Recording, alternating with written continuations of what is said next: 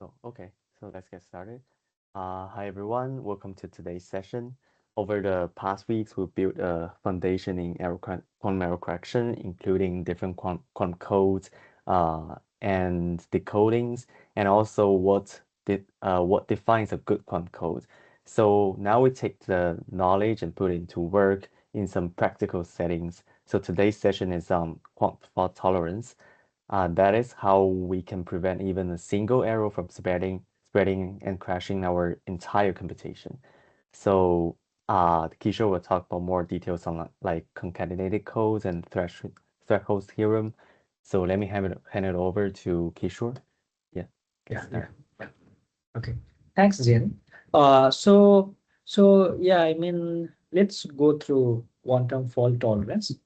So yeah, so we are kind of, like now near the finish point more or less. So next three sessions, they will be on quantum fault tolerance. So today it will be the just basics of fault tolerance, and then I think Andrew will cover the remaining sessions. So so what is quantum fault tolerance? Huh? So what we want is that we want arbitrarily good quantum computation. Like that's what we want. Like that's what the end goal is. And what we want is that this can be achieved even with faulty logic gates. So each of your component, they can have error.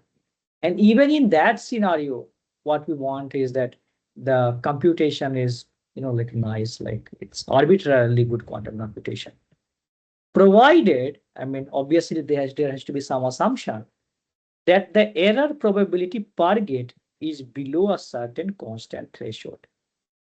So once the experimentalist, they are able to perfect their devices and the error has come below some threshold, then they should be able to, uh, do arbitrarily good quantum computation.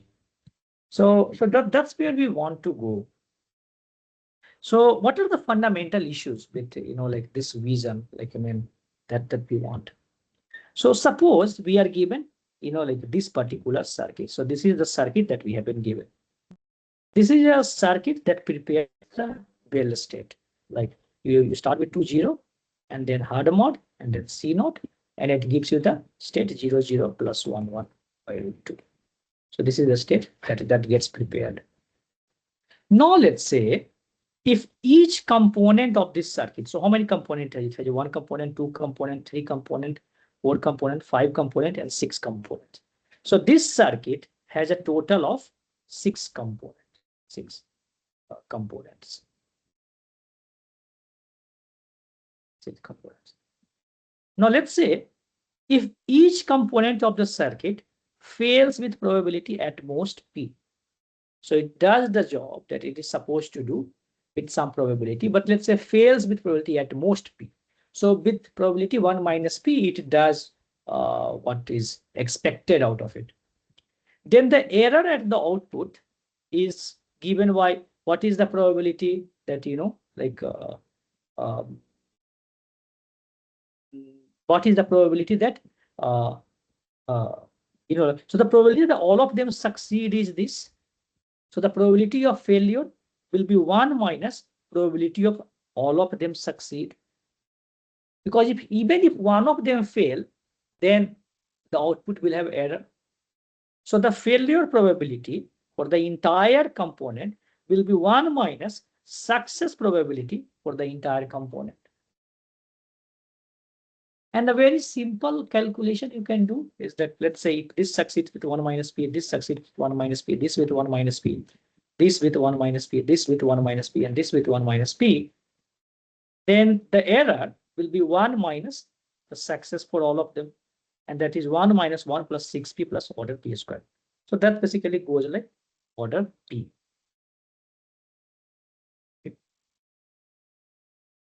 So, so there is this issue that, as each component can fail with some probability p.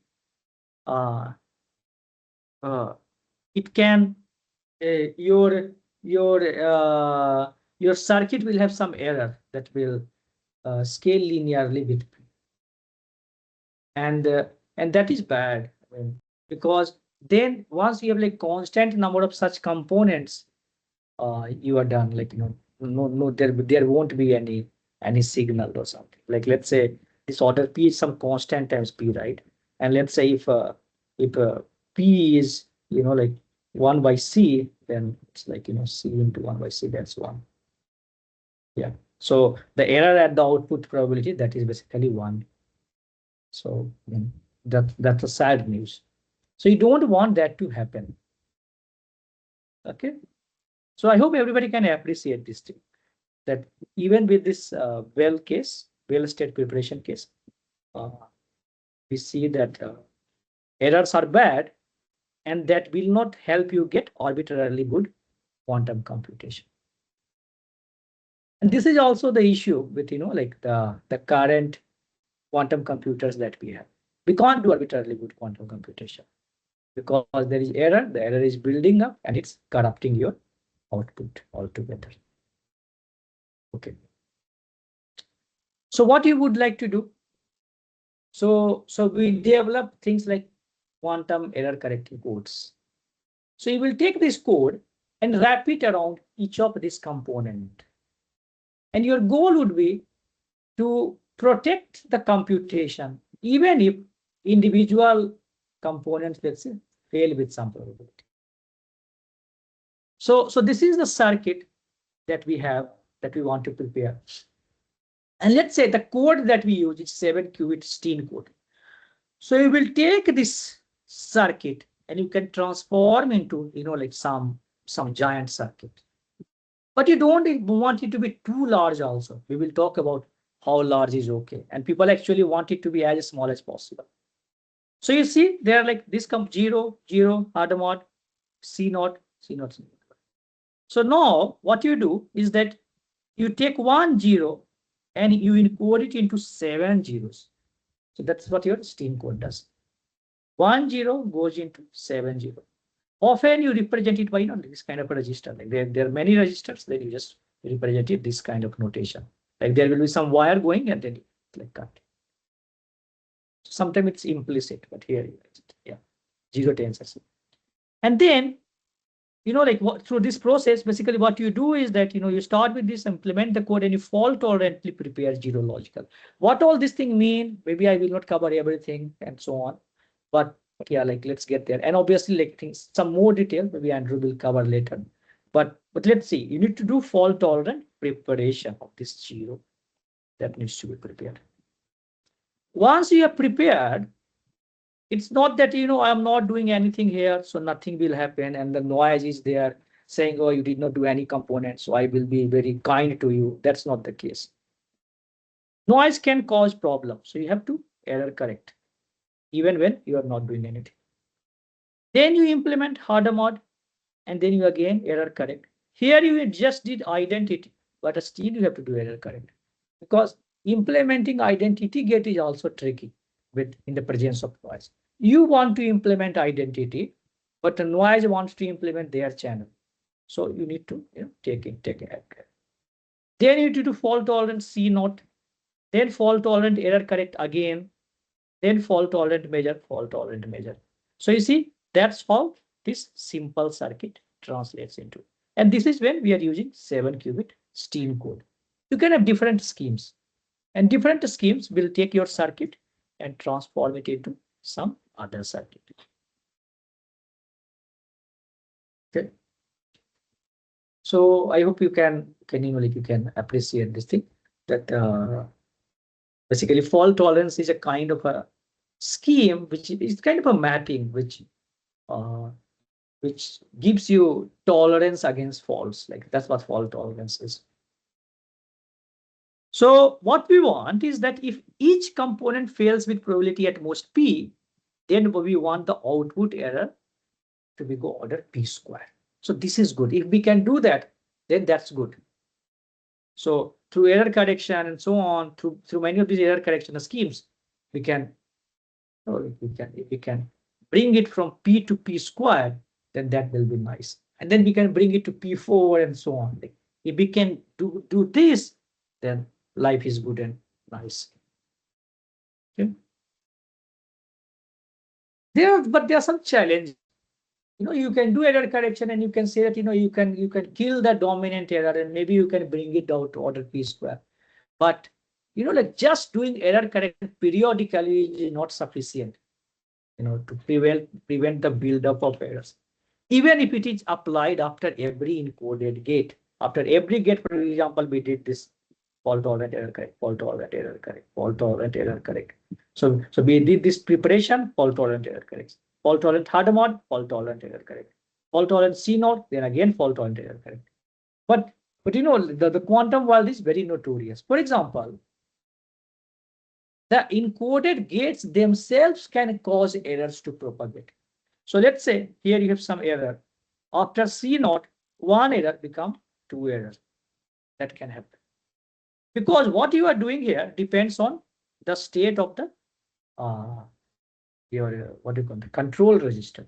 But if the control register has a problem, then the problem is not a problem of control register only, no, it's a problem of control as well as target register. So what you want is to design encoded gates such that, so you want to design it in such that a failure anywhere. So this is a problematic, right? Because I'm designing something, but to design that thing, I need a lot of faulty component. And now the process itself can bring error. You see, so it's a very, very tricky task. So you want to design encoded gate such that a failure anywhere during the procedure of implementing encoded gate can only propagate to a small number of qubits on each block of the encoded data. I mean, what if it happens that there is one error and then it goes somewhere and then it just cascades like so much error that the whole computer is useless. That can happen. So you don't want that to happen. You don't want the encoded gates to propagate the error beyond some limit. And the error correction itself can introduce error on the encoded. You are trying to do error correction, but sometimes your decoder is doing, like nasty things. And then because of that, there is some error coming. So that's why fault tolerance is a very challenging task. Like you have to take many of these components which are breaking down and so on, and you have to assemble them together and make sure that errors are not propagating. The error correction procedure is not introducing error at a rate such that, so you have to look for all sorts of errors and so on, and give the guarantee that the process that you are following, like for example, here I start with a circuit and I transform into a bigger circuit. So obviously I can take a very big circuit and maybe life is okay, but maybe I don't have those many qubits. So what I want is that I want reliable good computation, but in the process I don't want to have large overhead. So I want small overhead and at the same time good computation. Can I do it? That's the challenge of fault tolerance. And people are trying to bring the overhead as small as possible over time. Okay. So that's what we are trying to do. So let's see, we said that, like errors can propagate. So like we just look at one example, like how errors propagates. So let's say we have a C naught and there's an X error. That becomes 2X error. The way you can see it is that UX1, where U is let's say C naught, is actually, you can do the calculation here, is nothing but X1, X2, U. So it's like you applied your C naught, but 2 extra gate came for free. Like there is 2 X gates also came for free. So we don't want this kind of bad gates to happen. Maybe to some regime it will always happen, to some like limit, but you don't want it to corrupt your computation. So you can tolerate, but you don't want to tolerate, like you don't want lot of errors to happen. So you can look at, like how does different kind of errors go across your gate, but through this kind of calculation you can do it. and you can see, if there is certain kind of error, let's say I want to apply Hadamard and the X error happens, then the output will be basically a Z operator, Z error. So you start with X, outside it's Z. I mean, you can do this. Sometimes these things are, this table is useful to understand how the errors propagate through a circuit. So errors actually propagate through a circuit, and you don't want it to propagate it in a manner that one error becomes million errors. When that is not fault tolerance. Yeah. No one can ask, what if the C not gate itself fails? Like that can also happen, right? So you wanted to implement some gate U, but you ended up implementing some channel E. That's what is happening. So you can think of in the same manner as here is that you implemented U, but something extra also got implemented. Right? That's all you can think of. So many ways one can define what is a fault tolerance. But one way to think of fault tolerance of a procedure is a property. It's a property that if only one component in the procedure A fails, so there's a procedure, and the procedure will have several components like preparation, measurement, gates, so on. Then the failure causes at most one error in each encoded block of qubits output from the procedure. So you encode it in separate blocks, and the error will go to different block, but you don't want errors to, let's say, corrupt more than one qubit per block.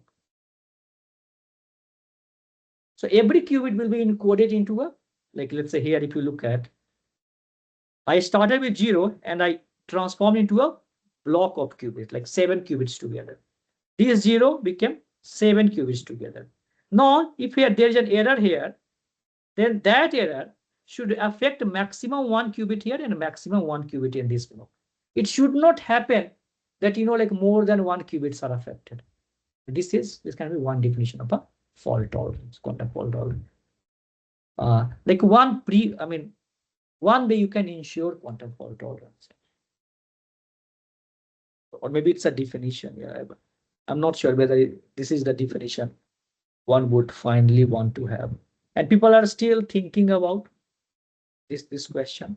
I mean, at the end of the day, the goal is to have some classical output, and maybe what you want is that the final classical output for a particular algorithm gives you the right bit string. So maybe it's more of a, a question that any people can think, like, what do we mean of fault-tolerant quantum computation when the output is actually a classical bit string? Okay, so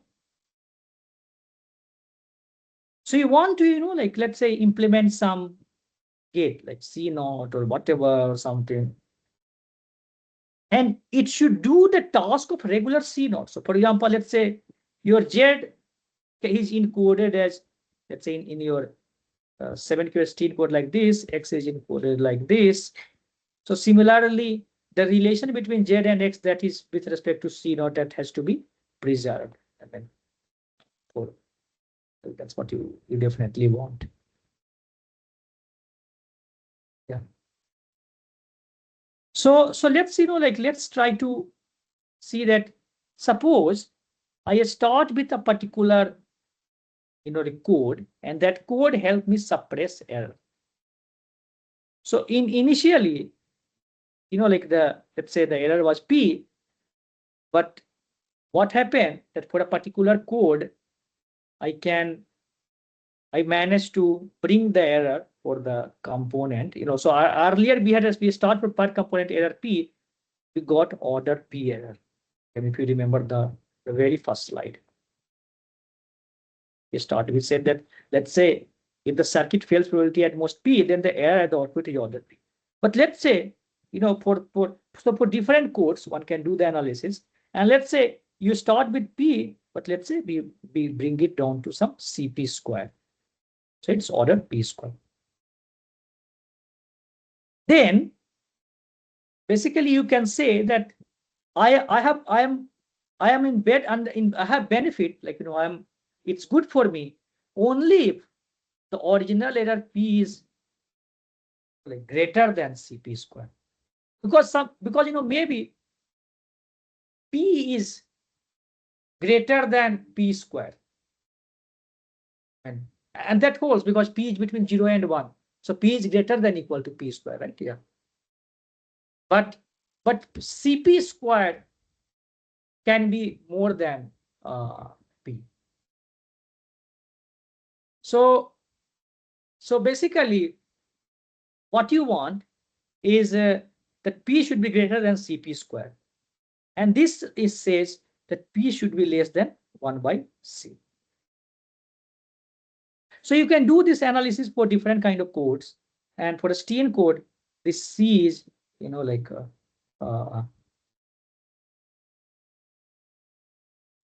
C is 10 to the power 4, sorry. This should not be 10 to the minus 4. Yeah. C is 10 to the power 4. So P should be less than the power minus 4. So that's what sometimes people can call sort of like the threshold below which the error correction procedure can start giving you benefit in let's say in the fault tolerance protocol. I will go through this thing in more detail like later when I talk about the threshold. The threshold theorem. Okay, but this is good. This is nice in the sense that let's say as long as I am below some threshold, then I can ensure that when I go from P to P or P to P square, I get some benefit. Like my errors go down. And then I can just repeat this process.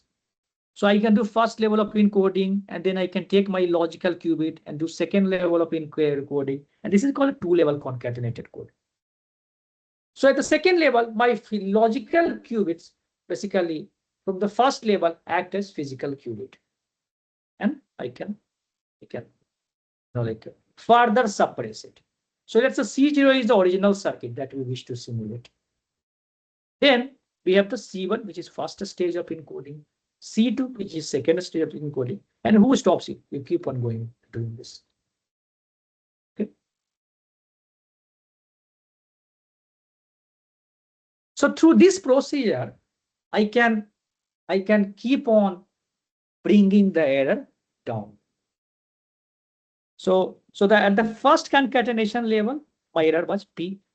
At the second concatenation level, the error is CP squared. At third level, it will be C times CP squared. So yeah, because that was the error that will go here. At the fourth level, and so on and so on, up to kth level, it will go like this. Okay. So this is how you are suppressing the error. So you are suppressing the error here. Error is going down. Sorry. You are suppressing the error. But you have also overhead. And the overhead is going up. Actually, so error is going down.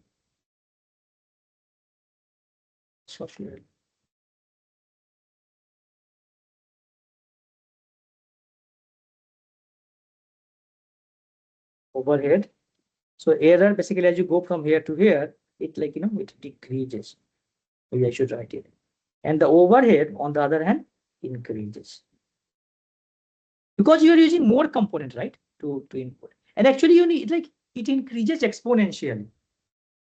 So one can say, sure, you managed to suppress the error, but your overhead also increased exponentially. But what happened is that error is being doubly suppressed. It's like decreasing double in a doubly exponential manner. On the other hand, the overhead is increasing exponentially. And this fight basically helps because now you can do the calculation and you can show that, that even with just polylogarithmic overhead, you can achieve the target error that you want in your logical computation. So let's say D be the constant representing the max number of operations used in the fault-tolerant procedure to do an encoded get and error correction. Okay. So what happened that let's say the original circuit size, let's say Pn. Let's say that's the original circuit size. What's where n is number of qubits and Pn is total circuit size. So when you go to the first level of encoding, it's Pn. Second level, it's Pn times d. Yeah, the 0th level is Pn. First level is Pn times d. Second level is Pn times d squared, and so on. Like so it will go to d to power k. Now, at the kth level, it will go like Pn d to the power k. Like that's how your total circuit size will go. Now, suppose your goal is to simulate a circuit containing Pn gates with accuracy epsilon. Then simulation of each encoded gate must be accurate to epsilon by Pn, because again it will add additively. And what you want is this epsilon by Pn has to be greater than the target error that you can achieve. We want. So from here, your 2 to the power k, you can actually write it like this. And it should be less than, maybe less than, yeah. And then from here, you can feed in the value of k here, and you can show that a quantum circuit containing Pn gates may be simulated with probability of error at most epsilon using polylogarithmic Pn by epsilon times the original size Pn. So if that's the original size is Pn, then you have this polylogarithmic overhead. So you don't have a large overhead, and still you can do the computation given each component error is below some threshold. So this is the threshold that people are always interested in quantum error correction. This threshold is very important. And given reasonable assumption about the noise in the underlying hardware and this and that and whatever, one can ask what are these assumptions. That's a separate topic in itself, and there are like people have been trying to figure out, there are maybe still some skeptics, Gil Kalai and others, and I think it's a very good topic of study. Like how can we get rid of assumptions and most of the assumption and so on. And actually, I put some of the assumption from this book by Daniel Gottesman. There are different kind of assumptions that go into like proving the threshold theorem. So one has to look at rigorously what are different kind of assumptions and how can we relax it, and in a manner that my overhead does not blow up much and I achieve my accuracy and my threshold also does not suffer. So you want your threshold to be high, error to be low, overhead to be very low. That's what we want.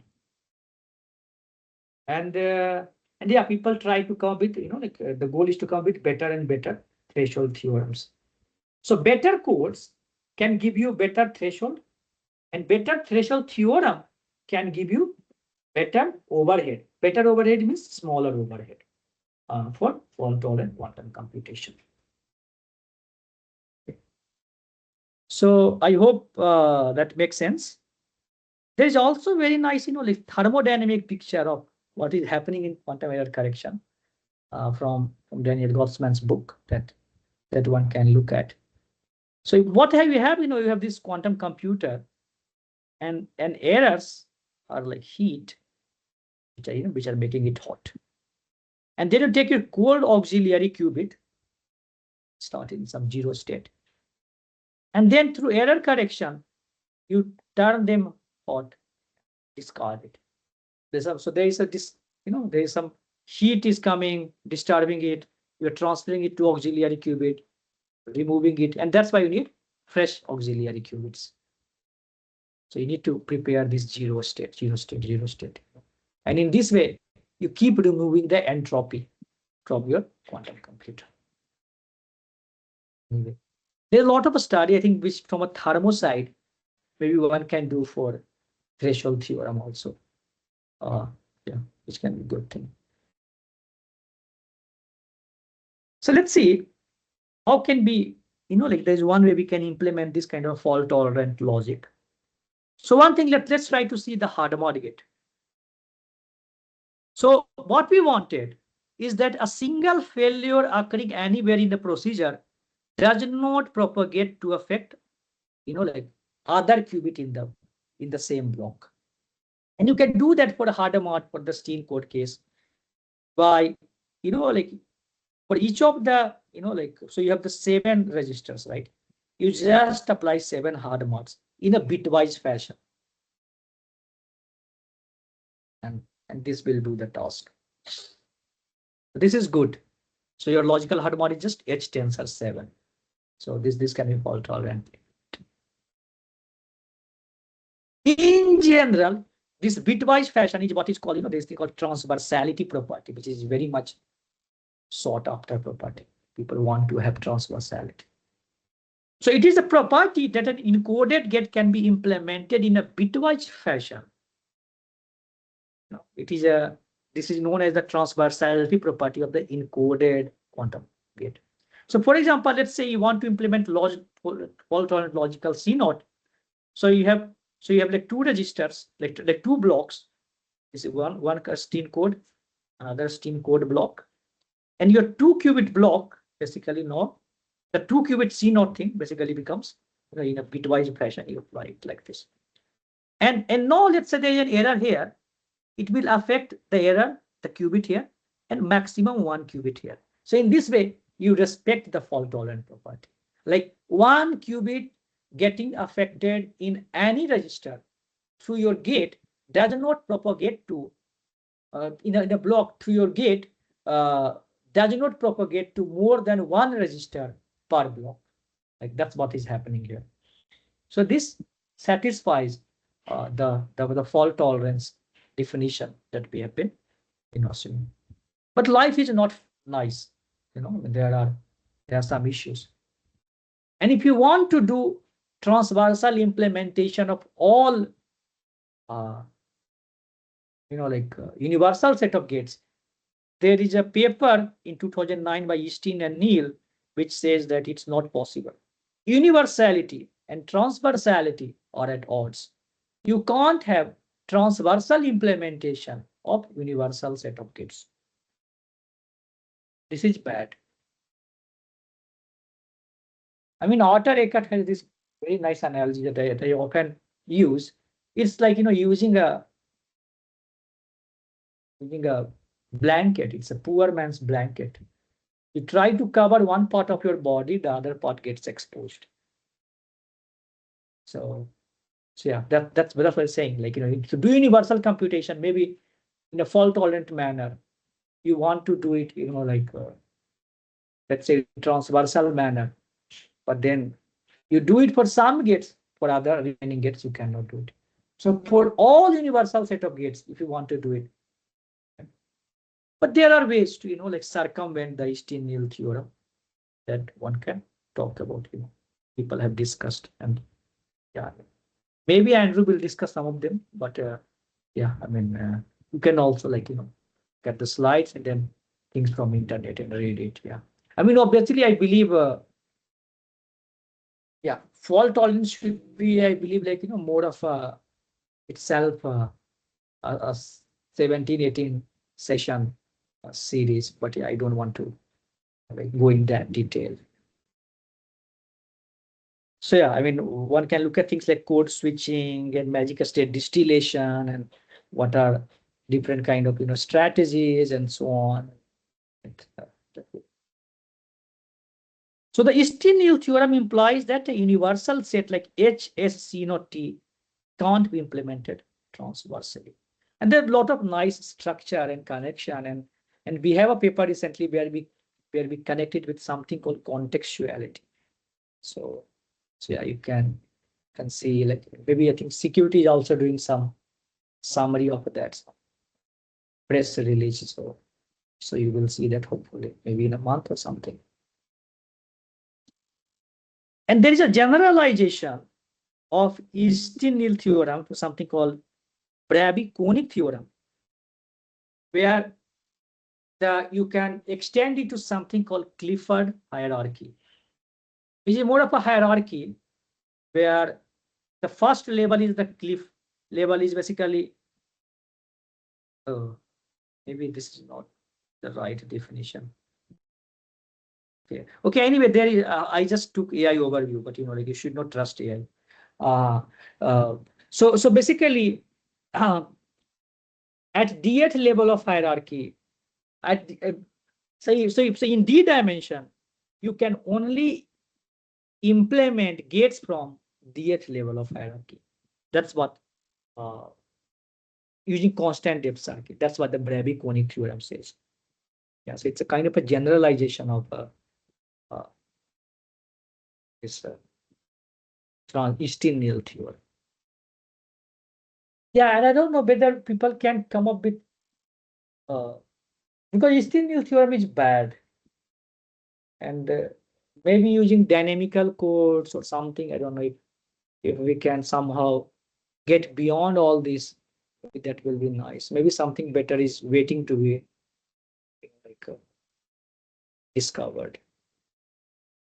So I think that's it. I mean, I hope you got a rough sense of like what is quantum fault tolerance and like what does it mean? What is concatenation? How do we get this like this this toy version of threshold theorem, the different kind of errors and logical gate Eastin-Knill and so on. So that's it. I mean, if you have any question, maybe please ask, or else like we meet next week and yeah. Hello. Yeah. Yeah, in the last slide of concatenation, where we are talking about overheads. Mm-hmm. Yeah, there uh, I'm I'm a little confused on the general, like the CK level error, how that number is that But it's error. right. When you at the let's say at the error 0, that's p. So you Yeah. want to separate it from p to order p square. So Yeah. it's a big O notation. So there will exist some constant c. So it's a Mm, cp square. Now this cp square will go inside. There is a constant in front coming from the order O notation. So you have mm, c times cp square because that's mm, how you are suppressing. So that's why it's going down. And but when you are doing concatenation, you are going from d square dq times the original circuit size. so when we go inside that shouldn't be CP square or in the last one? So last, I mean like this third one. No, the CK one. So what do you want here? So how is this CP? I'm just a little confused. So it will be uh, like it has been generalized, or No. has some. No. You see, right? There's a c in the denominator here to handle. I mean, here I just showed it up to c2, but you can put here. Mm, Let's say k equal to 2. Let's take k mm, equal to 2.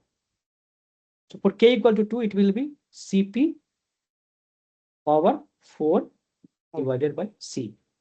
So it's what? It's cq e4, and that's what you have here. cq e4, right? Okay. Yeah. It's basically it's a compact way to write the same. Mhm, mhm. Oh yeah. Yeah. I got it. Thank you.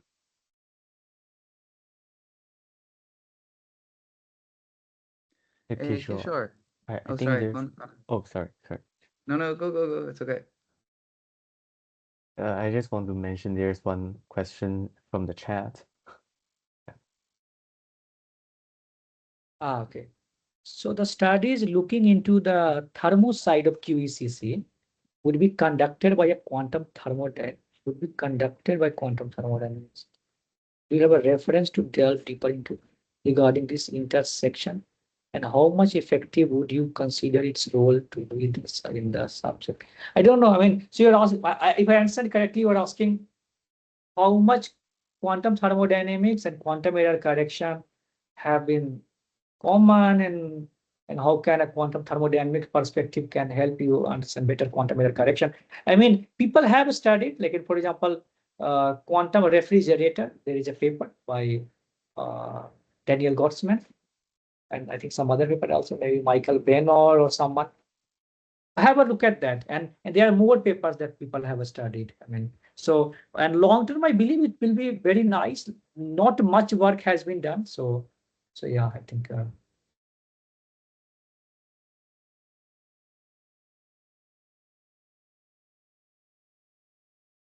Kishor, can I ask about this scaling?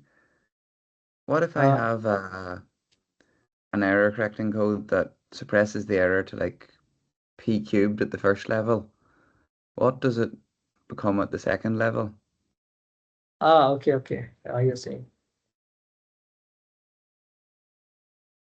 And that will be nice, right? Oh, does that not exist? Not sure. Like Like, if, normally we go from P to. because I think like, for example, some codes can have like C p to the 3. Yeah. No. I mean, here I was just talking about the Steam code. I mean, maybe, yeah, but I think one can do. I think with LDPC, good LDPC code, you have a constant overhead. So probably, yeah, I have not thought about that. Like, let's say how to get this relation. I think with good LDPC code, you have very nice scaling. Yeah, correct. Yeah. So a better suppressing will lead to a smaller overhead. And that was the idea of this good LDPC codes, where you wanted constant overhead. So you want like very drastic suppression when you go from. I mean, also it is more of a concatenation. Yes, like you can also think in terms of distance. So the threshold theorem, you can also think of the thing, you have family of code and you are increasing the distance. And when you go from, let's say distance 5 to distance 7, like you suppress nicely. Yeah. Okay, yeah, I see. So I guess if you start with like, I don't know, distance 7 maybe.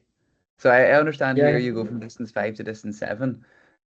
I guess if you start with distance 7, would you go to distance 9 at level C2? Or would you somehow, I don't know, go from 7 to 11 or something? Or Yeah, I think, yeah, I don't know, like I have to look at, so here I just look, like, I mean, it's concatenation, maybe the proof was easier, but I think maybe I have not read the distance-based proof of threshold theorem.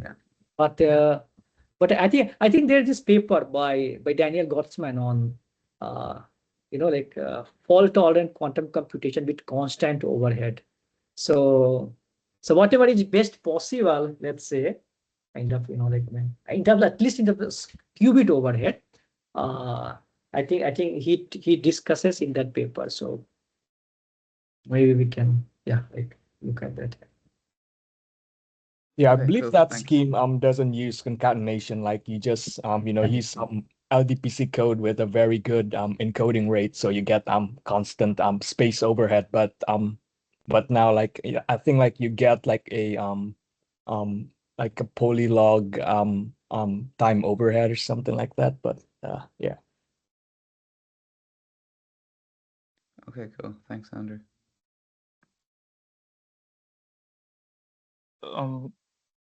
Kishore? Yeah. So what I was saying was that I think that 2 to the k that is there, that should just be 2 multiplied by k, like 2k. I'm a little confused about that. No. That's correct. Yeah, that's true. Okay. Okay. I mean, you want exponential, super exponential, doubly exponential separation, right? If it's 2 times k, then I mean, let's take, like go to level 3 and your formula will break. Or 4. Yeah. So level 3. I mean, you see, right? I mean, it's going in the exponent. So it's like 2 square, 2q, 2 4. That's how it's going. Okay. Like if it goes like 2 times k, then that's bad. Sorry. Yeah. I mean, 2 times 2 is 4 and 2 to the power 2 is also 4, but that are only hold for, Yeah, you know, like, yeah, for that's why I was confused. getting a little Yeah, confused. but you Yeah, know, like 2 to the power 3 is not 2 times 3. Yeah. yeah. Okay, thank you.